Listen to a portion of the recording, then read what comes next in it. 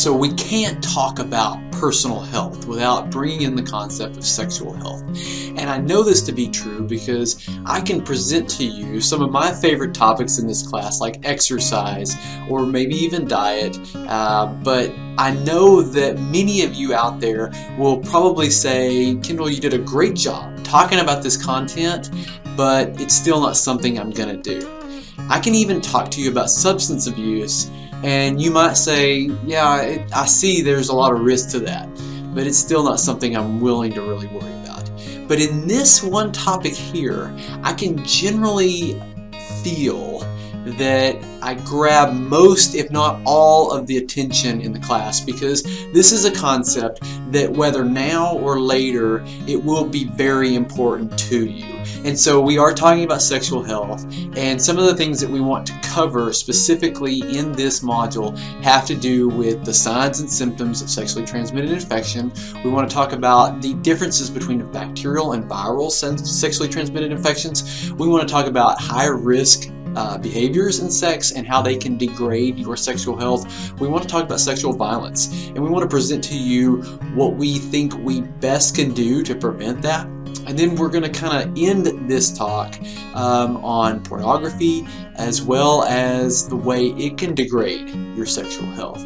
So our module quote today is from Joyce Meyer. She says that wisdom is doing now what you are going to be happy with later on. Now, this is probably a quote that we could spread across the entire class, especially, since we talked about being disciplined and having a little bit more of a value on having good habits. Well, when you think about applying this quote or this rule or this discipline throughout your sexual health, you have to think about, what am I doing right now, and is it going to make me happy later on?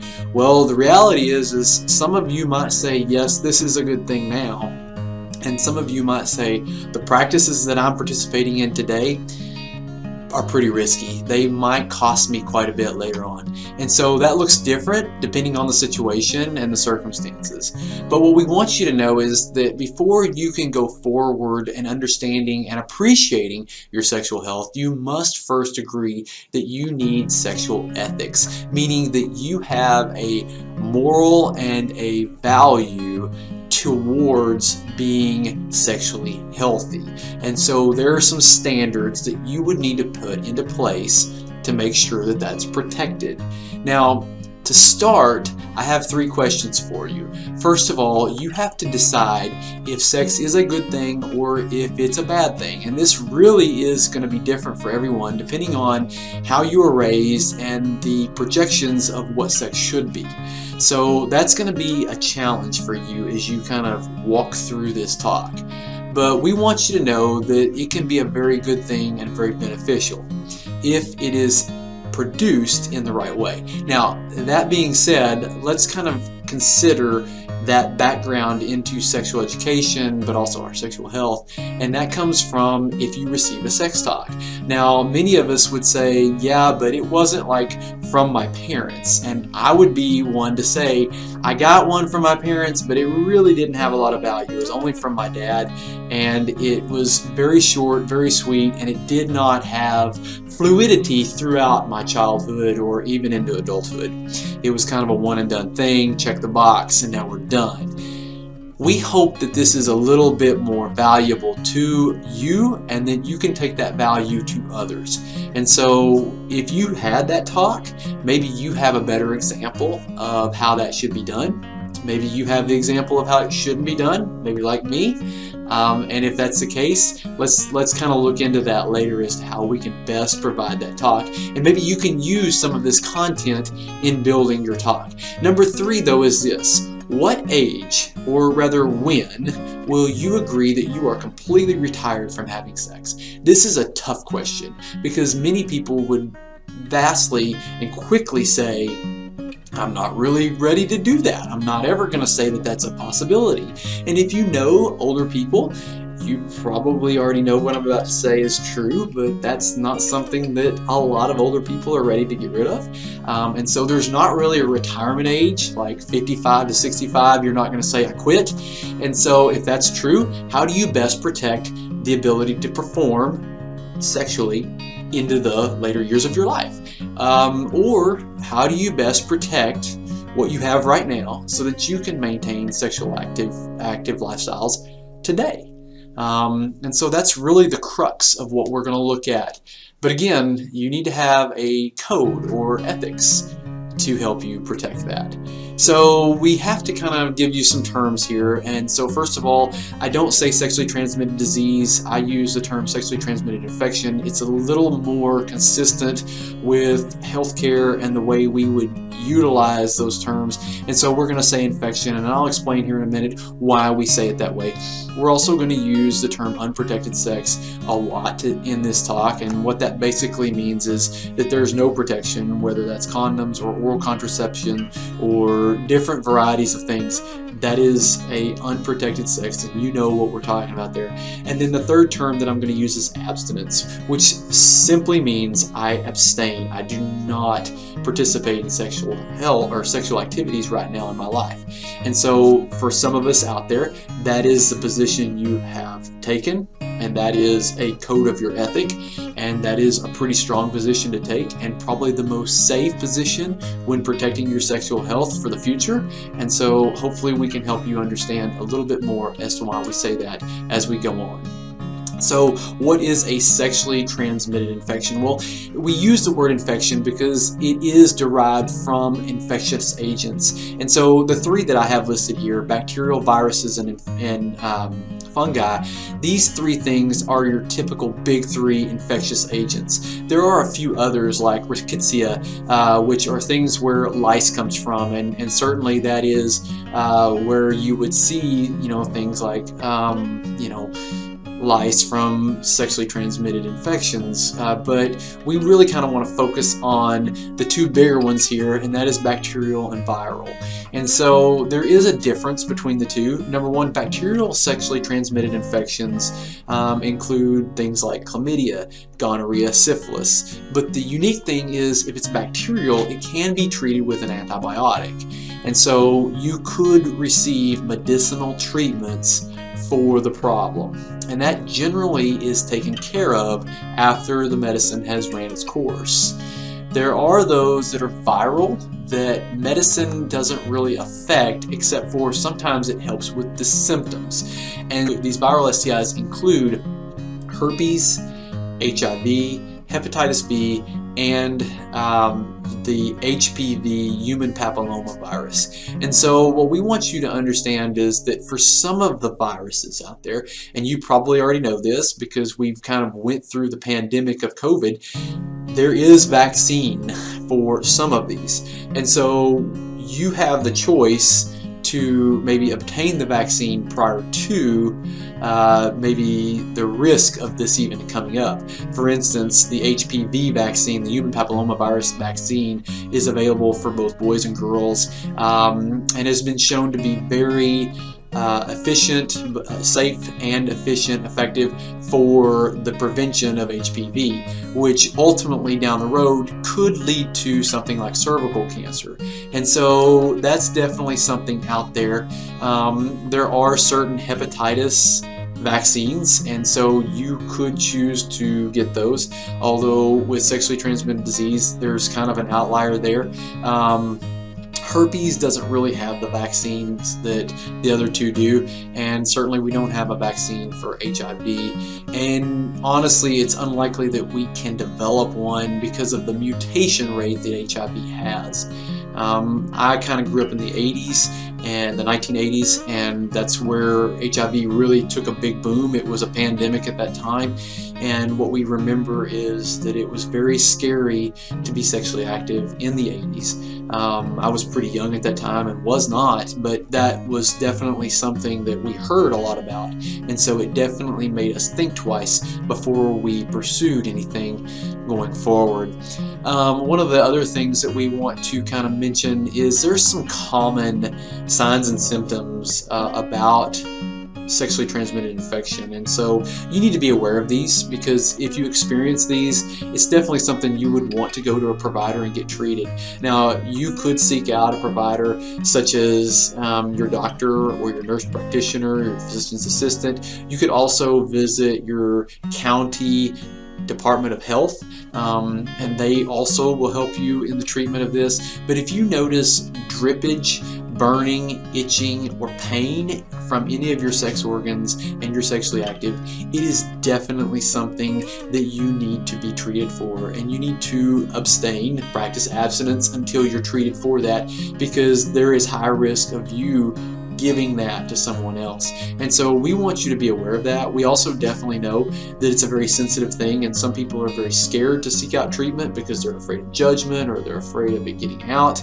But things are very well protected, and most of the time the people who are out there ready to treat this are not there to judge you, but to help you get through it, and then maybe even help you to make decisions on making sure this doesn't happen again, right? So that is definitely there, and so we want you to feel comfortable and confident in receiving that care. The next thing we're going to look at, though, is the idea that there are certain behaviors that you might be engaged in today that definitely do put you at a higher risk. So first of all, unprotected sex, having no barrier whatsoever, definitely can be an issue. And so we want you to feel confident and know that if you are going to be sexually active, it is definitely a responsibility of you to have protected sex. Another thing that we will tell you about is sharing needles. And some of you will be like, well, that's not really a sexually active thing. Well, no, it may not be directly, but many times, as we learned with substance abuse, sexual activity does occur after, and that sexual activity could be compromised if that person is also using a needle and then sharing it. So we just kind of want you to be aware and to know that. I realize there is a lot of difference between the two, but there's not a lot of difference between the two. And so please consider what you are doing with another person, and also think about what they may be doing, because they may be sharing a needle with someone else and they may be your sexual partner. And so if that's the case, then you could contract a disease just by virtue of that act. Now, third on our list here is avoiding casual partners. This is that hookup. This is that person that you have no intention of having a relationship with after the act is finished. And so what we want you to know is that typically is one of the larger issues that lends itself to unprotected sex, that also lends itself to frequent sexual partners, and the number of partners also does have a relevant but also very linear risk label to it, because more partners equals more risk equals more likelihood you're going to walk away with one of these sexually transmitted infections. And that could be as simple as chlamydia, but it could be as aggressive and advanced and ultimately deadly as HIV. And so we want you to be aware of that. Number 4 on our list is avoiding injury during sex. And I have a lot of stories that I can share with you about people who've shared with me over the years about how that does happen, but definitely skin tears do happen. Blood is transferred, and when blood is transferred, then you have a bloodborne pathogen. Regardless if you are using a contraceptive or not, that blood could still be transferred from one blood to the other, and so it's risky. And so you have to kind of think about that as how you prepare for sexual activity. And then finally, we want you to drink responsibly. We also ask that you would consider, if you're using drugs, to use those responsibly and probably look for something else to do other than have sex. But what we know is that when people drink, their inhibitions go lower, and so they're more likely to participate in other risky behaviors. But number 1 is that casual partner, and then number 2 is that unprotected sex. So those 3 things typically occur in a very congruent fashion. Now, that being said, you have to ask yourself, how much am I willing to wager? Is this worth it?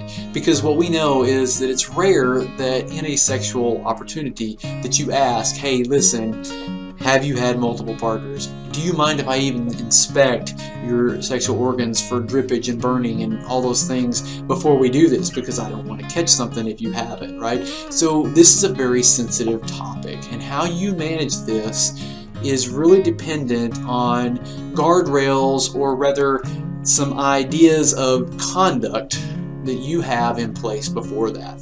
And so we're going to kind of get to that in the assignment that follows this video, but we really need you to think about what guardrails do you have in place that help you protect against any one of these 5 things, but rather how do you have an accountability to them? And so we're going to ask you those questions and ask that you maybe flesh that out for us in the assignment for today.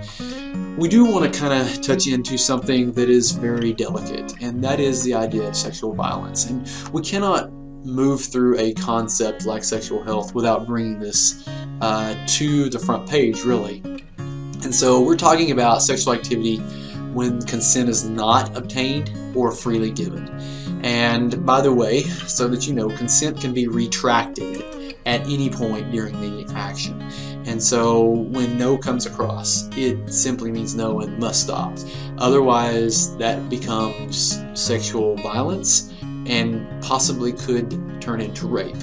And so we just want you to be aware of what that looks like and the criminality that could come about because of that situation. Now, first of all, we want you to also know that anyone, male, female, can be a victim of sexual violence.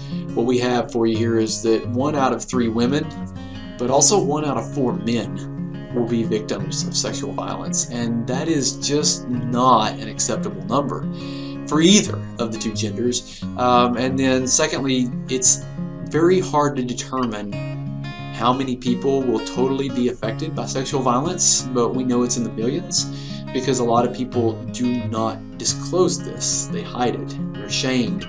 They feel guilty. They feel like they brought it on themselves. So we don't want that to happen. We want that to be something that doesn't happen at all, and so we're going to get the word out. We're going to ask that you consider what your role and your part can be to preventing sexual violence.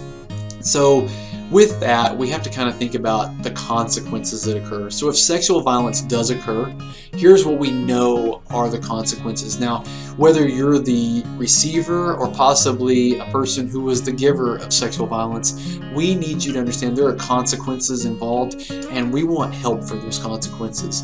But it takes a very special person to help with this, and certainly I am not the person for that. I'm just kind of an old teacher, but I can definitely point you to the directions of people who do have the ability to help. But number 1 on this list is, and rightfully so, is physical consequences, and that does include bruising, bleeding, injury to sex organs.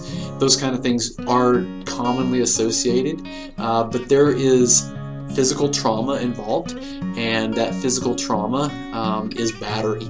And so we do know that that exists, and it is criminal. Number 2 in the terms of consequences is psychological. And while cuts heal and bruises heal, psychological wounds often don't. And so what we know is that there is often depression following sexual violence for the victim. We also know that they have large amounts of anxiety and often become suicidal because they think they're to blame. And that could not be further from the truth. They were not the ones to blame. Number 3 on this list is chronic, meaning the things that persist for a long time. And so many times you hear of post-traumatic stress disorder occurring to our military men and women who come back from war. Well, this is a very common occurrence also in sexual violence victims. We know that PTSD is real. We also know that for these people, they have reproductive problems later in life. Often it's because they are unable to because of wounds and that physical damage, but also maybe they just don't want to. And so that's devastating in and of itself, and definitely attacks back into the psychological wounds that occur. But then just their sexual health is compromised. Many of these sexual violence victims do have sexually transmitted infection, and it's not because they asked for it, it's because it was pushed upon them. Number 4 on this list is a negative future behavior, and this kind of trends back to some of these other items, but definitely reframes it a little bit. What we know is that there's some violence, or I should say maladaptive issues that come along after sexual violence, and number 1 is definitely substance abuse, because they're trying to cope. And remember, we talked about that is kind of the thing, is they're trying to cope with this issue, and so they choose substances to help them cope. Number 2 is they kind of take future risks that they shouldn't have, that are just not always healthy, and they also have future abusers, but they also become future abusers, and that's really a bad thing. And so that can go either way, but many times what happens is a person who is a victim of sexual violence will produce sexual violence in the life of someone else, and so we really want that to be avoided. And then the last thing is there is a negative future engagement, meaning that they may really struggle to be employed, to be married, to have a relationship, to cope. And so those things are all definitely what we know have been evident in our victims of sexual violence. And so we want that to stop. We want people to have good sexual health. And so we're going to ask that you do your part in preventing sexual violence. And your part is really critical. And I'm just going to kind of look at the things on the left here. But if you'll look here and see, we want to promote social norms that protect against violence, meaning that when we hear or see something, we say no. That's not acceptable. You can't behave that way.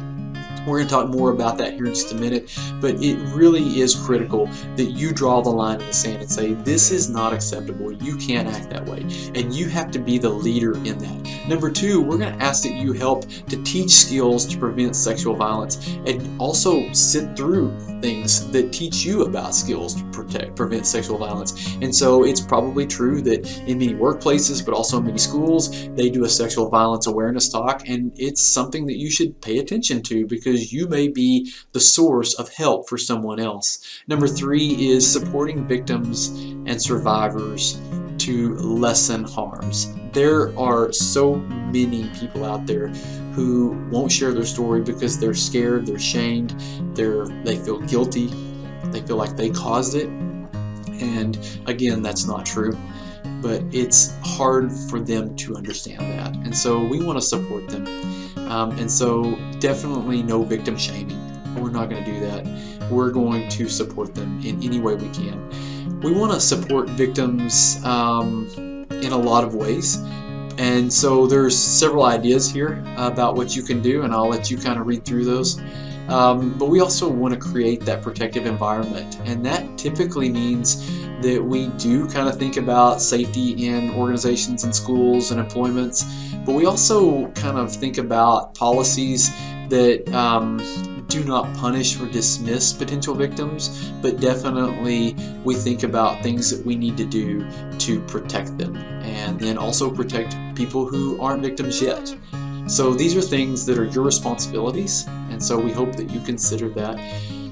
Finally, we want to kind of talk about this topic, and I realize that this is going to get super sensitive because there's never been a time in our world where we had more access to pornography than we do right now, and that generally comes through the idea of the cell phone, but also other devices.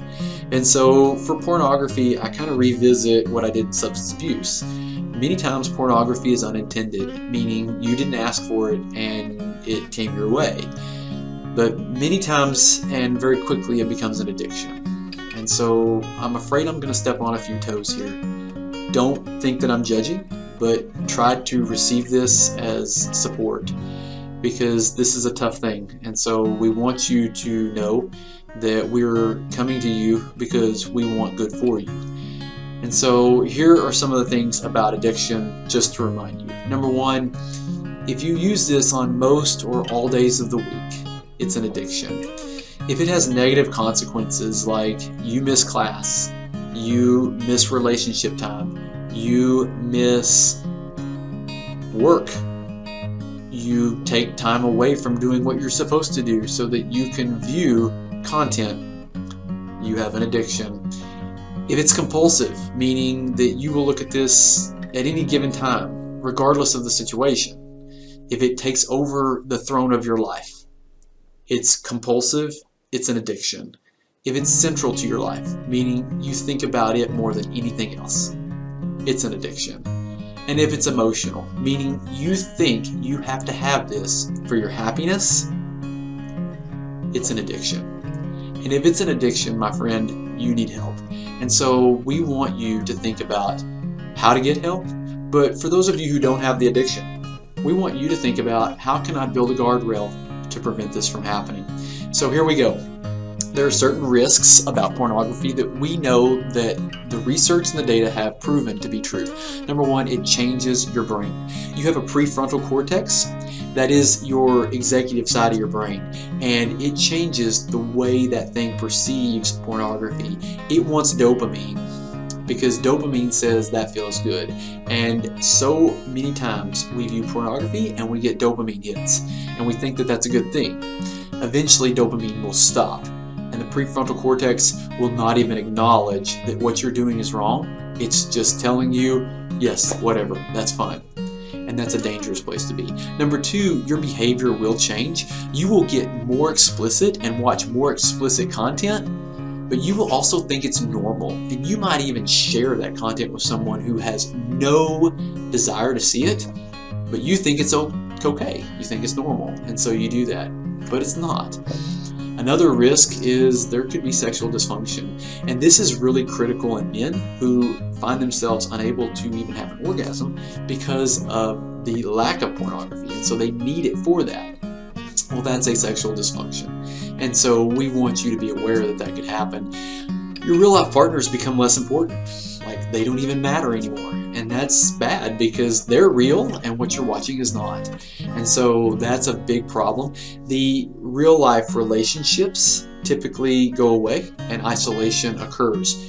And as we know from the pandemic, isolation is terribly unhealthy, but it's a great place for the enemy to come and attack you. And so that's where we want you to be aware that that is a dangerous place to be, is by yourself. Number 6 says it makes women sexual objects. This should infuriate every woman that's watching this video. You should not feel okay with that.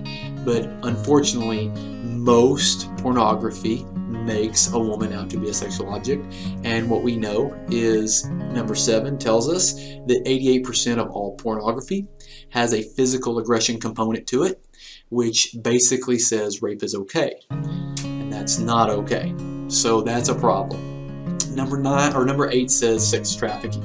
And so this one is going to take just a minute to digest here, but there is a correlation and causation effect to the more pornography that is required to meet the need of the people who are using it, the consumer, to the number of sex trafficking victims. So basically what happens is people are abducted. They're forced into a sex trade that they want no part of, and they are used in pornography. And so if you use pornography, you are condoning sex trafficking or the abduction of people. I cannot tell you that that's okay. I can't do it. And I can't do personal health without telling you that this is a problem. The other thing is we tell you here is it determines what happens to the victims, meaning the average age of sex trafficking is 11-14, and so some of those are sent in to be used as sexual objects, and it's a very aggressive and physically abusive situation. Some of those are sent on into the pornography trade depending on their age. And so you get to choose that. It's your participation in pornography that says this is okay. And so we're going to tell you that it's not okay. There's nothing about that that's right. And so we know that sex trafficking happens every 30 seconds. We live in LaFleur County. It happens here, and we want that to stop. And if we can limit the access to pornography or the participation in pornography, we can limit the amount of need. It's simple economics. And so maybe that will stop. I doubt it, but at least we can slow it down. Number 9 is sending nudes or sexting. And so again, this one's going to get a little tough on some of you. But what we know is that when you send a picture of yourself, basically you're relinquishing control. You no longer have control of that picture. It goes out to another person, and if you think they're not quick enough on Snapchat to do a screenshot, you're crazy. So once that's sent, the whole world can view it. And very commonly, many people do. It's rare that one person sees that and it's gone. So the interesting thing here is we lose control over that, but they can become permanent. And so one day you've applied for a job and someone does a little Google search to find out about you because you applied for a job they have, and they find this picture and they quickly question the reliability of you as an employee. Right, so that's one option that you could think about happening. Another thing though is, let's say you're the sender, and that sender sends a message and the person who received it did not want the message.